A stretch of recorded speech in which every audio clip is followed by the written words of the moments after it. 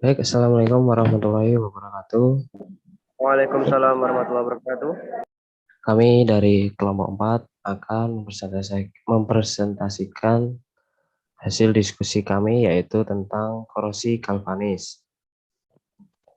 Kelompok kami antara lain saya sendiri Sandiwara sebagai moderator absen 26.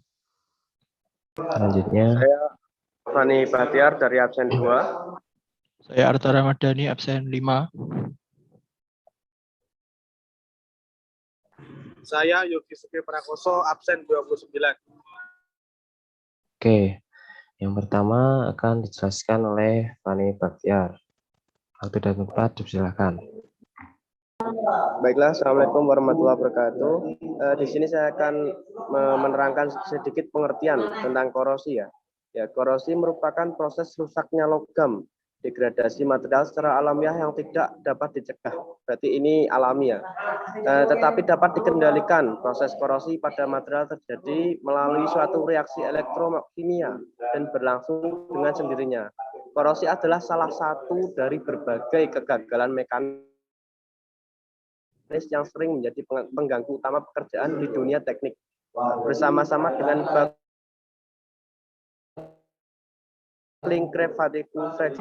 dilihat dari aspek elektrokimia, korosi merupakan proses terjadinya transfer elektron dari lingkungannya sebagai penerima elektron atau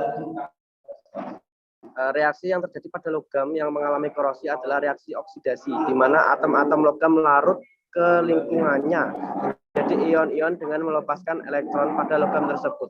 Sedangkan dari katoda terjadi reaksi di mana ion-ion dari lingkungan mendekati logam dan menangkap elektron-elektron yang tertinggal pada logam. Untuk selanjutnya mungkin bisa diteruskan oleh Mas Arta. Mohon maaf karena ada sedikit gangguan. Terima kasih.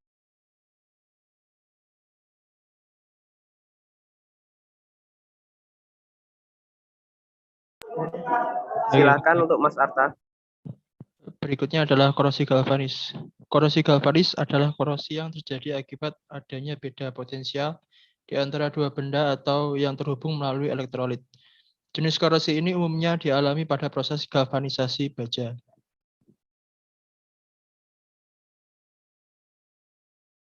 Berikut adalah faktor-faktor yang mempengaruhi terjadinya korosi galvanis. Yang pertama adalah faktor lingkungan. Tingkatan korosi galvanis tergantung pada keagresifan dari lingkungannya. Pada umumnya logam dengan ketahanan korosi yang lebih rendah dalam suatu lingkungan berfungsi sebagai anoda. Biasanya baja dan seng keduanya akan terkorosi, akan tetapi jika keduanya dihubungkan, maka Zn akan terkorosi sedangkan baja akan terlindungi. Pada kondisi khusus, sebagai contoh dalam lingkungan air dengan temperatur 180 derajat Fahrenheit. Terjadi hal sebaliknya, yaitu baja mengalami korosi sedangkan Zn terlindungi. Rupanya dalam kasus ini, produk korosi pada Zn bertindak sebagai permukaan yang lebih mulia terhadap baja. Menurut Hani, Zn menjadi kurang aktif dan potensialnya menjadi kebalikannya jika ada ion-ion penghalang seperti nitrat, bikarbonat, atau karbonat dalam air. Berdasarkan di beberapa macam kondisi lingkungan dapat ditarik kesimpulan bahwa yang pertama, Zn bersifat anodik terhadap baja pada semua kondisi. Yang kedua, Al sifatnya bervariasi. Yang ketiga, Sn selalu bersifat sebagai katodik. Yang keempat, Ni selalu bersifat sebagai katodik. Yang kedua adalah jarak. Laju korosi pada umumnya paling besar pada daerah dekat pertemuan kedua logam. Laju korosi berkurang dengan makin bertambahnya jarak dari pertemuan kedua logam tersebut. Pengaruh jarak ini tergantung pada konduktivitas, larutan, dan korosi galvanik. Dapat diketahui dengan adanya serangan korosi lokal pada daerah dekat pertemuan logam. Yang berikutnya adalah faktor dari luas penampang. Yang dimaksud dengan luas penampang elektroda terhadap korosi galvanis adalah pengaruh perbandingan luas penampang katodik terhadap anodik. Jika luas penampang katodik jauh lebih besar daripada katoda, maka besar rapat arus pada daerah anoda mengakibatkan laju korosi makin cepat pula. korosi di daerah anodik akan menjadi 100 sampai 1000 kali lebih besar jika dibandingkan dengan keseimbangan luas penampang anodik dan katodik. Berikutnya bisa dilanjutkan oleh Mas Andi. Ya, mekanisme yang terjadi. Korosi galvanik terjadi apabila dua logam yang tidak sama dihubungkan dan berada di lingkungan korosi saat terjadi kontak atau secara listrik. Kedua logam yang berbeda potensial tersebut akan menimbulkan aliran elektron atau listrik di antar kedua logam. Sehingga salah satu dari logam tersebut akan mengalami korosi, sedangkan logam lainnya akan terlindungi dari serangan korosi. Korosi galvanik terjadi apabila berada dalam lingkungan lembab dan ada cairan elektronik. Jika tembaga dan besi diletakkan pada daerah lembab dan elektrolit, maka akan terjadi aliran arus dari besi ke tembaga. Dalam hal ini, korosi galvanik telah berlangsung. Logam yang kurang mulia akan menjadi anoda karbon.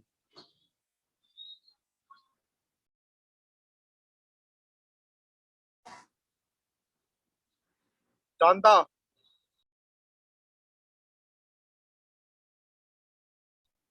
Satu, korosi galvanik sistem besi seng. Potensial elektroda standar dari logam seng adalah E0 Zn sama dengan min 0,763 V. Dan potensial logam besi adalah E0 Fe sama dengan min 0,44 V. Sehingga perbedaan potensial kedua adalah E0 Fe di min E0 Zn sama dengan 0,323 V. Diketahui bahwa potensial Zn lebih rendah daripada potensial Fe. Oleh karena itu, Zn larut dalam elektrolit menurut reaksi anodik sebagai berikut. Ya, Zn sama dengan Zn2 plus 2-emin. Sistem galvanik ini menyebabkan seng terkorosi dengan melepaskan elektron. Elektron mengalir dari daerah anoda seng ke katoda besi. Kemudian di permukaan katoda besi, elektron ini habis digunakan dalam reaksi katodik seperti berikut. H plus E min sama dengan H.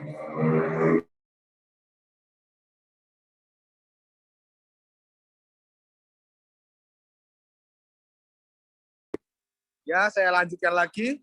2. Korosi galvanik sistem besi tembaga.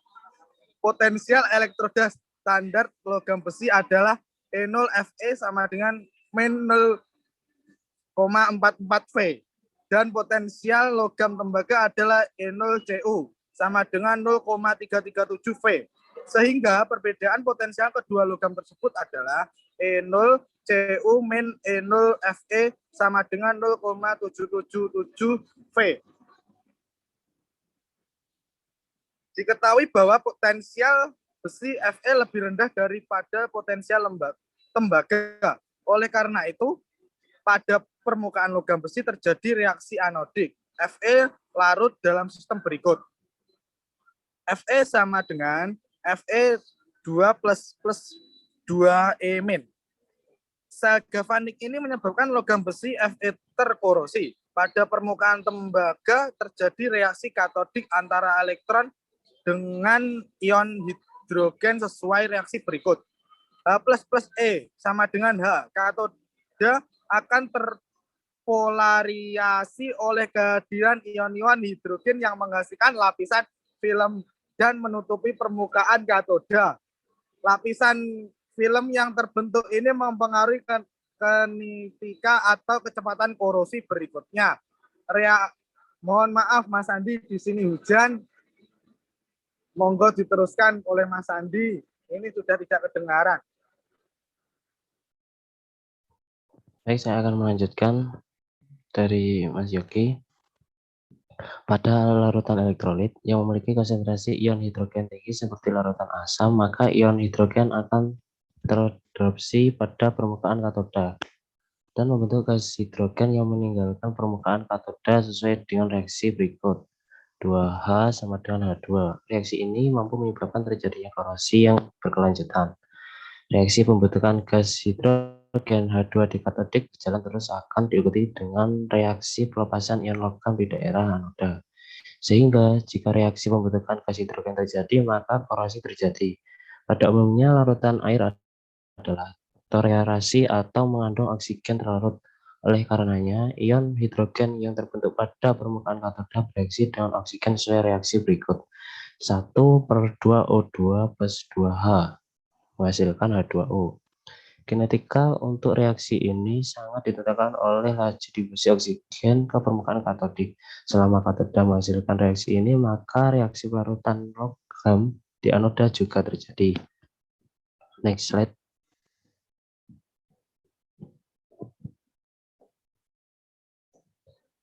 Lalu yang berikutnya yaitu pengendalian.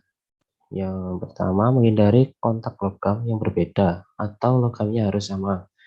Yang berikutnya, mencegah kontak listrik antara dua komponen logam, penggunaan pengaruh luas permukaan, menghindari daerah yang basah pada logam, rancang dengan baik agar dapat mengganti bagian-bagian anoda yang rusak dengan menggunakan bahan-bahan yang siap pakai atau buatlah anodik yang lebih tebal agar lebih tahan lama. Berikutnya, menambahkan inhibitor untuk mengurangi keagresifan lingkungan. Inhibitor merupakan perlakuan kimia untuk perlindungan korosi pada bagian logam yang berhubungan langsung dengan lingkungan korosif. Dengan menambah zat penghalang korosi, inhibitor ditambahkan dalam lingkungan dalam jumlah sedikit, yaitu dalam satuan ppm atau umumnya 10-100 ppm. Inhibitor berasal dari kata inhibisi yang berarti menghambat. Adapun pembagian inhibitor sebagai berikut. Yang pertama interfasa inhibisi, yaitu interaksi inhibitor dan permukaan logam dan membentuk lapisan tipis. Yang kedua intrafasa inhibisi, yaitu penurunan tingkat korosivitas lingkungan, misal pengurangan kadar O2 dan pengaturan pH. Next slide. Oke, sekian presentasi dari kelompok 5. Apabila ada kurang atau salah kata dari kelompok kami, mohon maaf sebesar-besarnya. Sekian, wassalamualaikum warahmatullahi wabarakatuh.